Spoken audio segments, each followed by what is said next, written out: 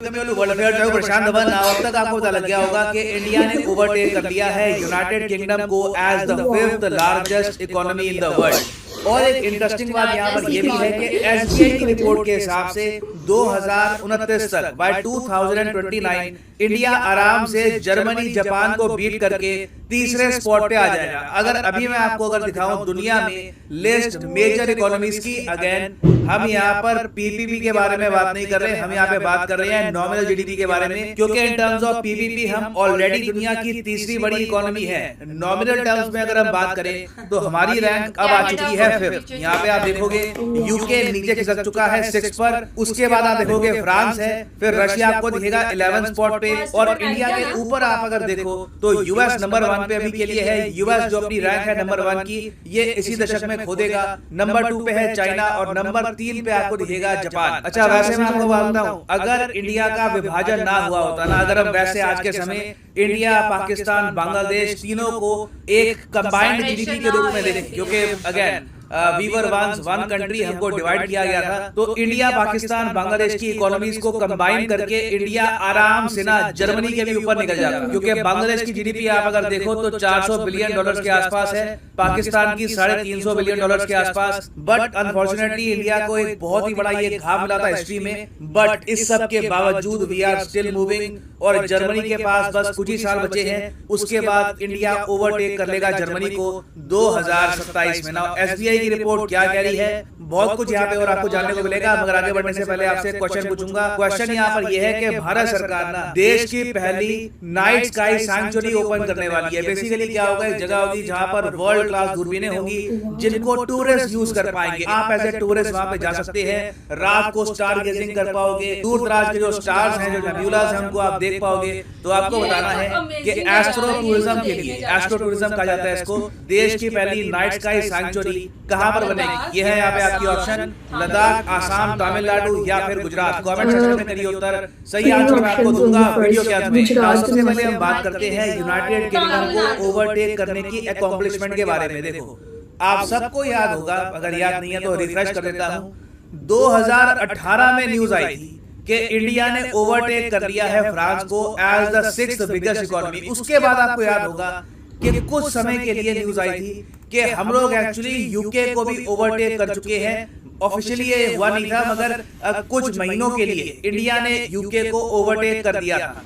मगर फिर आया कोविड-19। अगर कोविड-19 पैंडेमिक ना आया होता ना, तो हमने 2020 में ही यूके को कर लिया था ओवरटेक। और यहाँ पर आप देख पाओगे, ये दिसंबर 2020 का आर्टिकल है, Britain is 5th largest economy in the world again after leapfrogging India.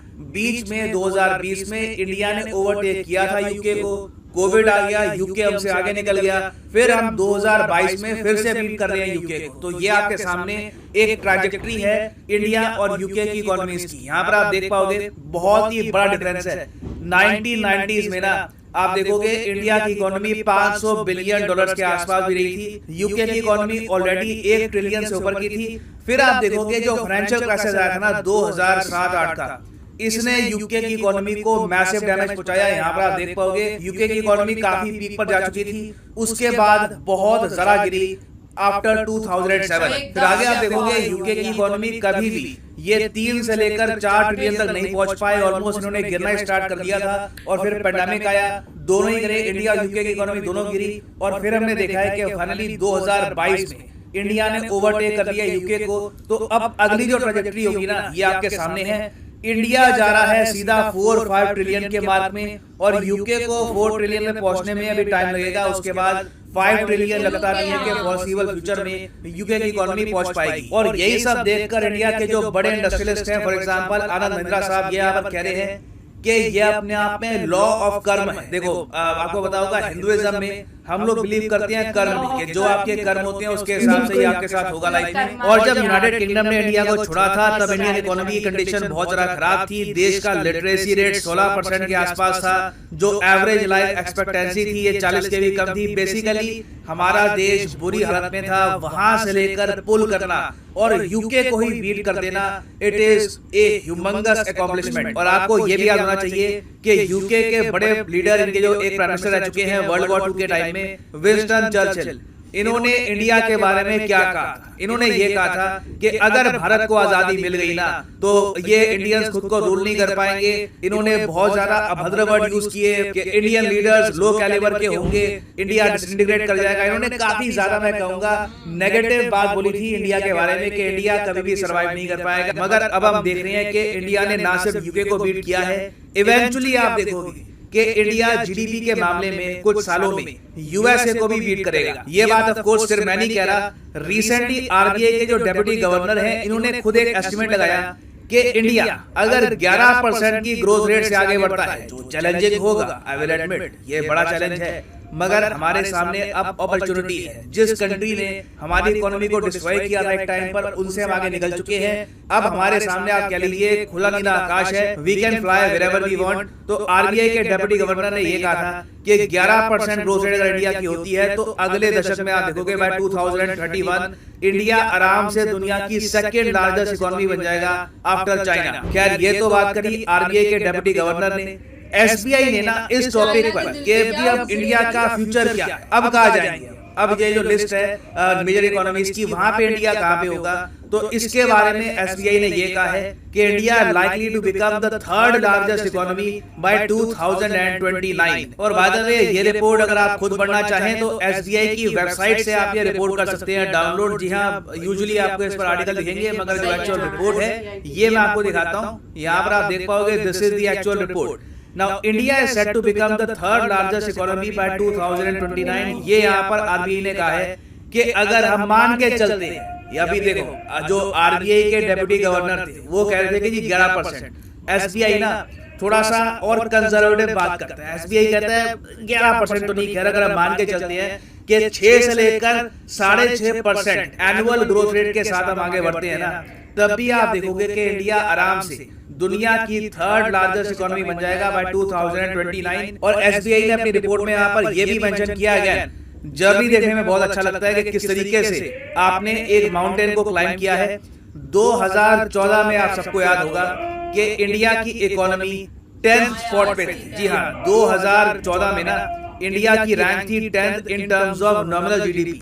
अगले साल 2015 में हम रैंक 7 पे आए, फिर 2019 में 6ठे स्पॉट पे आए, फिर 2025 में हम आए 5th स्पॉट पे। अब प्रोजेक्शन ये है कि 2027 में आएंगे 4th स्पॉट पे, और फिर 2029 पे 3rd स्पॉट पे। और यहाँ पे देखो दुनिया की जो टोटल जीडीपी है ना, दुनिया की जो टोटल जीडीपी है उसका परसेंटेज हमारा कितना होगा। अभी आज के समय अगर हम देखें तो ग्लोबल जीडीपी का 24% है यूएसए के पास, करीब 20% के आसपास है चाइना के पास। इंडिया के पास जो ग्लोबल जीडीपी का परसेंटेज है ये अभी भी बहुत कम है, ये 3.5% के आसपास है। तो इसमें आपको एक बड़ा उछाल देखने को मिलेगा। 2027 में एसबीआई मान रहा है कि इंडिया के पास ग्लोबल जीडीपी का 4% से भी ऊपर का स्टेक होगा, और ऑब्वियसली 2029 तक हमारी कोशिश होगी कि ये जो शेयर है ये 5% के आसपास पहुंच जाए। बट एक रियलिटी यहाँ पर ये भी है कि ऑल्दो हम बहुत ग्रो कर चुके होंगे, और यहाँ पर एसबीआई ने लिखा है कि मोबाइल फोन मैन्युफैक्चरिंग का यहाँ पे काफी इंपॉर्टेंट रोल होगा। अभी रिसेंटली जो न्यूज आई है कि एप्पल अपना जो लेटेस्ट आईफोन है आईफोन 14 इसकी मैन्युफैक्चरिंग चाइना के साथ साथ इंडिया में भी करेगा। ये एक टेस्टमेंट है कि मेक इन इंडिया कितना सक्सेसफुल है। तो ये सब बातें यहाँ पर लिखी है, no doubt about that. China से जिस तरीके से कंपनीज बाहर निकल रही है उसका इम्पैक्ट इंडिया पे होगा। डोनाल्ड ट्रंप की जो ट्रेड वॉर थी हिस्ट्री में देखा जाएगा कि उसका एक बहुत ही बड़ा रोल था इंडिया की इकोनॉमिक माइट में। मगर अभी भी मैं कहूंगा कि 2029 में ना दुनिया में एक बहुत ही बड़ा चैलेंज होगा कि सबसे बड़ी इकोनॉमी बन जाएगी चाइना। यहाँ पे आप देख पाओगे ये वर्ल्ड मीडिया की प्रोजेक्शन है कि 2030 तक अगर हम देखें तो चाइना के पास दुनिया की सबसे बड़ी इकोनॉमी होगी।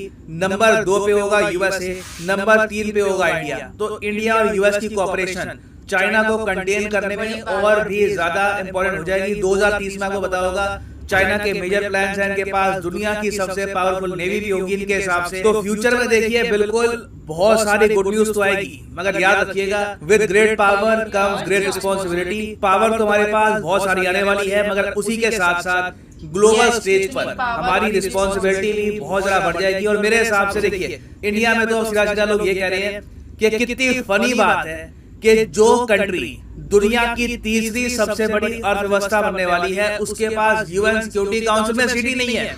दुनिया की आबादी में ऑलमोस्ट नंबर 1 ऑलरेडी इंडिया हो चुका है। जीडीपी के मामले में हम टॉप 5 पे हैं, बहुत ही जल्द टॉप 3 में आ जाएंगे।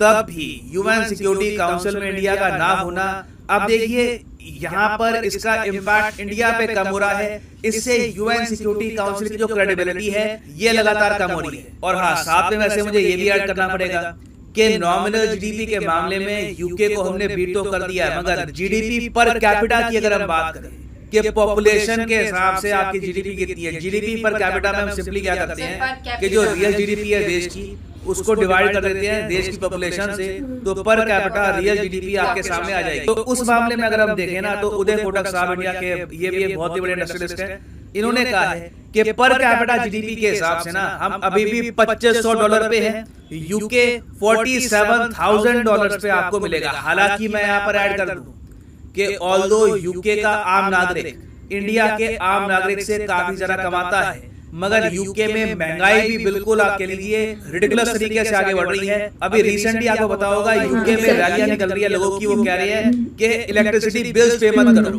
क्योंकि जो बिजली के बिल है यूके में अब लाखों रुपए के आ रहे हैं, क्योंकि जब से उन्होंने रशिया के साथ संबंध खराब किए हैं, जो रशिया की गैस इंपोर्ट करनी बंद करी है, उसकी वजह से जो इलेक्ट्रिसिटी रेट है यूके में ये 90 से लेकर 100% बढ़ गए हैं। तो यूके की इकोनॉमी देखो, अभी के लिए लग रहा है कि यहाँ पर स्टैंडर्ड ऑफ लिविंग हाई है। आप देखोगे in the future United kingdom में जो हाई स्टैंडर्ड ऑफ लिविंग है ये भी आपको गिरता हुआ दिखेगा in the near future. But हमारे सामने अभी एक और टारगेट है कि हमारे देश में जो लिविंग कंडीशन है हमको हम इम्प्रूव करें, उसमें बहुत अधिक गुंजाइश है।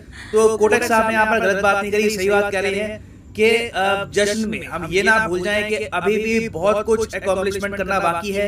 ओवरऑल हमारा टारगेट ये होना चाहिए कि देश में अनएम्प्लॉयमेंट कम हो, लोगों के पास ऑप्शंस हो और ओवरऑल हमारी इकोनॉमी सस्टेनेबल बन पाए। ना वापस आ जाए क्वेश्चन की तरफ कि government to set up country's first ever night sky sanctuary, ये कहाँ पे सड़क की जाएगी? तो सही उत्तर यहाँ पे है ऑप्शन ए, लद्दाख में सड़क करेंगे देश की पहली night sky sanctuary to boost astro tourism. ये भी काफी तक न्यूज में है, इसको याद रखना, इट इज इंपॉर्टेंट।